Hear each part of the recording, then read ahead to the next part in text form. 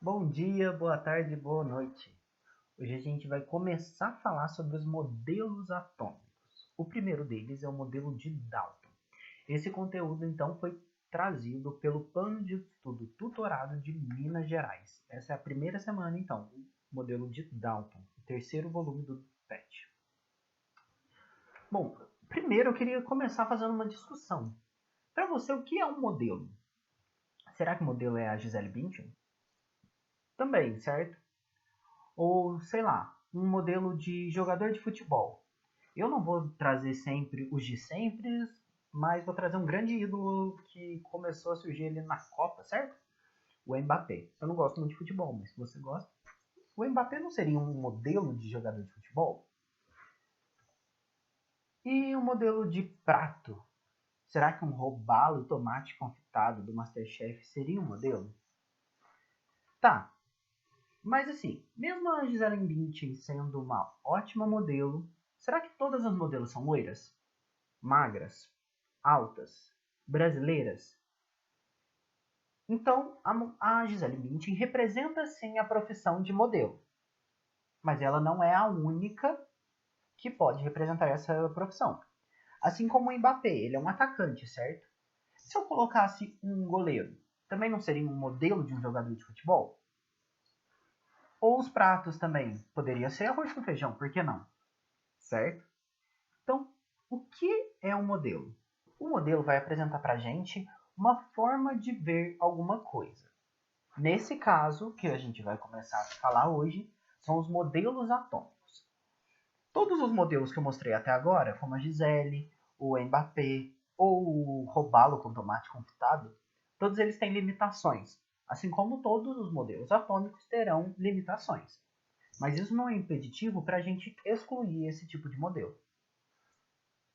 O primeiro modelo atômico, baseado em evidências científicas e não filosóficas, foi o modelo atômico de Dalton. Antes dele, a palavra átomo já existia.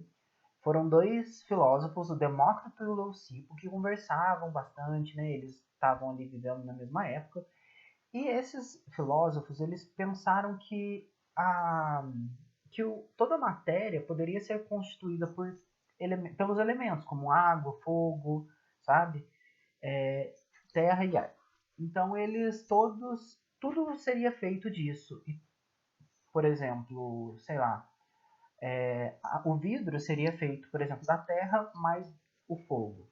E por aí vai diversas outras coisas. Então, essa era a ideia filosófica do átomo.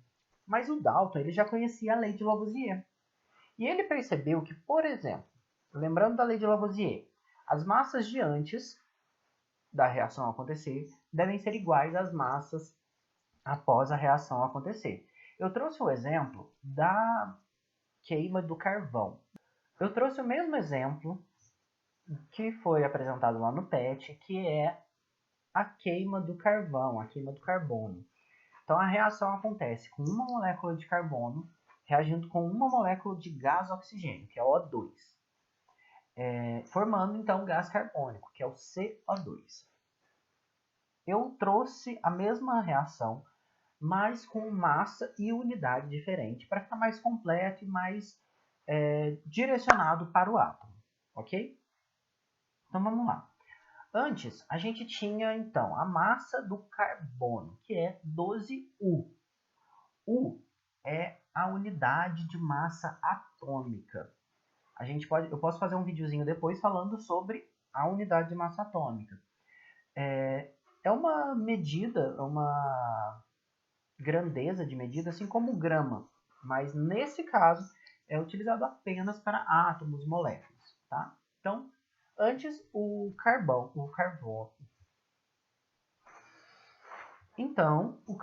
ele tem uma massa igual a 12U, 12 unidades de massa atômica. O gás oxigênio, cada átomo de oxigênio vai ter 16U, 16 unidades de massa atômica. Então a soma de antes vai ser igual à soma de depois, certo? 12U mais 16U mais 16U é igual a 16U mais 12U mais 16U. Então, somando, antes da reação a gente tinha 44 unidades de massa atômica e depois da reação a gente também tem 44 unidades de massa atômica. A massa dos reagentes é igual à dos produtos por serem os mesmos átomos envolvidos, tanto antes quanto depois da reação. Eles apenas se reorganizam, e Dalton começou a perceber isso. Então, o Dalton ele também conhecia a lei de Proust, que é a lei da proporção constante. Antes ele tinha 12U mais 32U, que formavam 44U, 44 unidades de massa atômica. Se ele dobrasse a quantidade de carbono e dobrasse a quantidade de oxigênio, consequentemente ele também dobraria a quantidade de gás carbônico, que é o produto final, certo? Então ali, 24 unidades de massa atômica reagindo com 64 unidades de massa atômica, que vai ser a massa do oxigênio, vão formar então 88 unidades de massa atômica, que são 2 moléculas de gás carbônico. Da primeira experiência para a segunda, a quantidade de átomos dobrou. Então, como consequência, também todas as massas duplicaram. Agora vamos conhecer então o modelo atômico de Dalton. O Dalton representava o átomo como uma partícula, apenas uma partícula. Isso é bem importante de lembrar. Essa partícula ela era esférica, maciça e indivisível. Isso não lembra alguma coisa?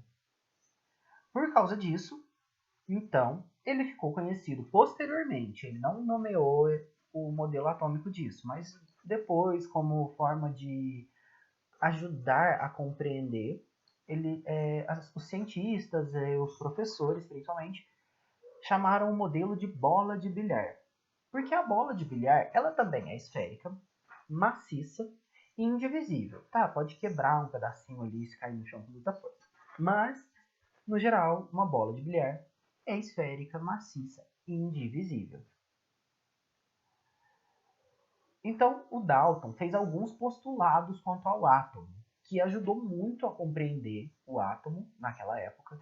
E até os dias de hoje, muitos deles são válidos e se mantiveram ao longo do aperfeiçoamento desses modelos atômicos, que vieram posteriores ao Dalton. Toda matéria é formada por átomos, partículas esféricas, maciças, indivisíveis e indestrutíveis. Então, o átomo não é destruído e tudo é feito de átomo. O segundo postulado, ele fala que os átomos de um mesmo elemento químico são iguais em todas as suas características. Por exemplo, o tamanho e a massa. Isso é muito importante também e a gente consegue trazer isso mesmo com o conhecimento que a gente tem hoje em dia. Realmente, os átomos de um mesmo elemento químico são iguais, tanto no seu tamanho quanto na sua massa. E ele também falou que existe um tipo de átomo para cada elemento. Os átomos dos elementos diferentes se diferem quanto à massa. Que, como ele conhecia as leis de Lavoisier e de Proust, né, foi como ele conseguiu perceber isso. As substâncias compostas, o Dalton chamou isso de átomos complexos. Hoje em dia a gente utiliza outra nomenclatura, mas não faz muita diferença nesse sentido. Ele chamou de átomos complexos. São formados por átomos de 2 ou mais elementos químicos diferentes, que se combinam sempre numa mesma proporção.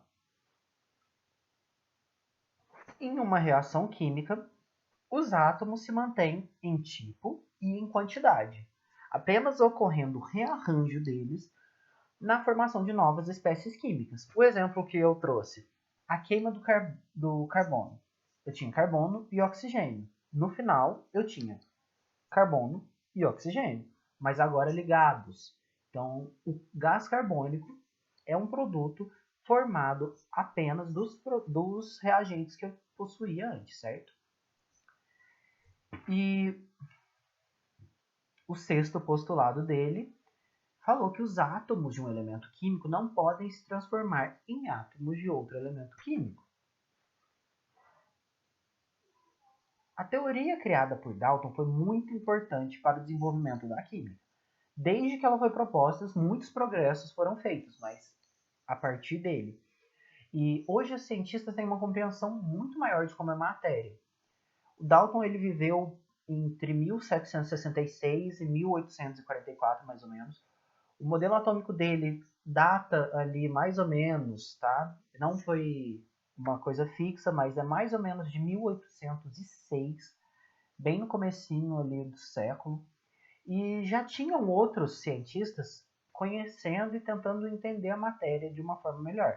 A gente vai conhecer outros cientistas futuramente, como Thomson, que também viveu na mesma época que Dalton. Uma coisa importante de se falar é que a palavra átomo vem do grego e veio das ideias de Demócrito e Leucipo, que diziam que A é 100 e tomo é divisão. Então, átomo seria indivisível, não teria outras partículas menores do que o átomo. O átomo seria essa partícula estrutural.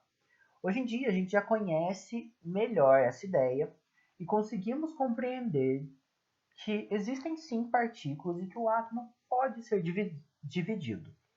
Mas naquele momento, com o conhecimento que Dalton tinha, ele fez postulados muito importantes para o desenvolvimento da ciência. Uma coisa também legal de se falar é a diferença entre substâncias simples e substâncias compostas. Com o modelo atômico de Dalton, surgiu um novo significado para o elemento químico, que passou a ser considerado não mais como sinônimo de substância simples, mas sim um conjunto de átomos que possuem características químicas iguais e que tomam parte da constituição das substâncias. Então vamos lá. O que seriam substâncias simples e substâncias compostas? As substâncias simples, agora, As substâncias simples, após o modelo atômico de Dalton, são consideradas substâncias formadas apenas por um tipo de átomo, enquanto as substâncias compostas são formadas por átomos ou íons. Hoje em dia a gente já conhece essa nomenclatura, a gente vai trabalhar isso ainda para frente, de elementos diferentes. Então, um exemplo, vamos lá. Essa daqui é a molécula de água. Ela é uma substância composta. Todo mundo conhece que a fórmula da molécula de água é H2O, certo? H2 significa que eu tenho 2 átomos de hidrogênio. E o O significa que eu tenho um átomo de oxigênio. Se eu tenho 2 tipos de átomos diferentes, eu tenho uma molécula, uma substância composta. Um exemplo de substância simples é o ferro, ou outros tipos de metais com apenas um tipo de elemento. Por exemplo, o cobre, que a gente utiliza para instalações elétricas, ele também é um tipo de substância simples. Apesar de ser um longo fio de cobre, ele também é composto apenas por um tipo de elemento, que é o cobre. Outro exemplo também seria o etanol. O etanol é o álcool, né, que a gente conhece, e ele é formado por 2 átomos de carbono, um átomo de oxigênio e 6 átomos de hidrogênio. Então, ele é uma substância composta, diferente do H2, a molécula de hidrogênio, do gás hidrogênio, ou a molécula do gás oxigênio, a molécula do gás nitrogênio. Todos esses são gases formados apenas pela ligação entre 2 átomos de um mesmo elemento. Nesse caso, o hidrogênio, mas poderia ser o oxigênio ou o nitrogênio também. Para finalizar, como sempre, eu vou deixar uma frase aqui, dessa vez de um grande cientista muito famoso, que é o Albert Einstein. E a gente não estava falando sobre o átomo ser indestrutível? Albert Einstein, ele viveu no período de guerra mundial, e ele era sempre pacifista. Ele nunca gostou dessa época que ele viveu, sabe? Por conta das guerras. E ele já conhecia o átomo como essa forma indivisível. Então ele fala assim sobre a guerra, que era uma triste época. É mais fácil desintegrar um átomo do que um preconceito. Bom, se você gostou, deixe seu like, comente, compartilhe. Espero que esse vídeo tenha te ajudado. E até a próxima aula e tchau!